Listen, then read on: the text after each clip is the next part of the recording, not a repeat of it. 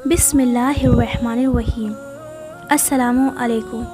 معزز خواتین و حضرات، حضرت سیدنا بن جبیر رضی اللہ تعالیٰ عنہ فرماتے ہیں، ایک شخص نے اپنے اسلام لانے کا یہ قصہ بیان کیا۔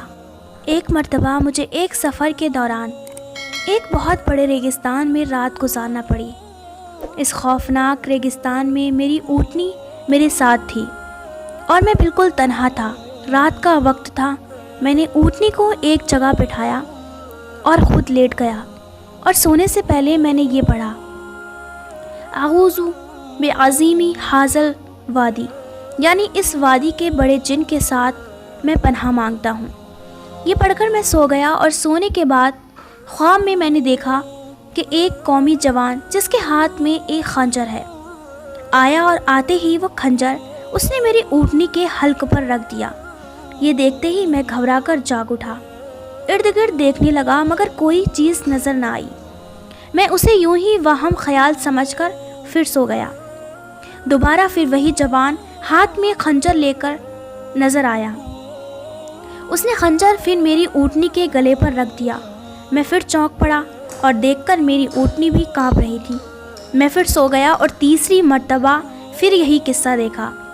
اب تو میں ڈر کر اور گھبرا کر جاگ اٹھا۔ میں نے دیکھا کہ اونٹنی بھی ڈر کے مارے بہت کانپ رہی ہے۔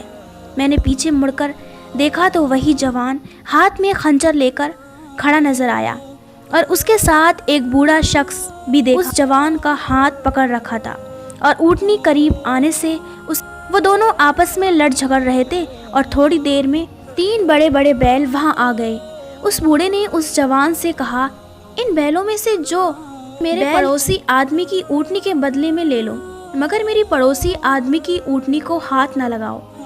چنانچہ وہ جوان آگے بڑھا، اور ان بیلوں میں سے ایک بیل اس نے پکڑ لیا اور اسے لے کر وہاں سے چلا گیا۔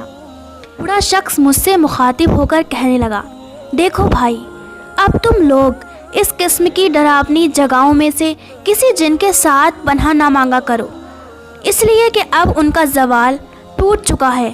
اب تم یوں کہا کرو، اعوذ باللہ ربی محمد من حولی ھذل وادی، یعنی میں محمد کے رب کے ساتھ پناہ مانگتا ہوں اس وادی کے ہول سے۔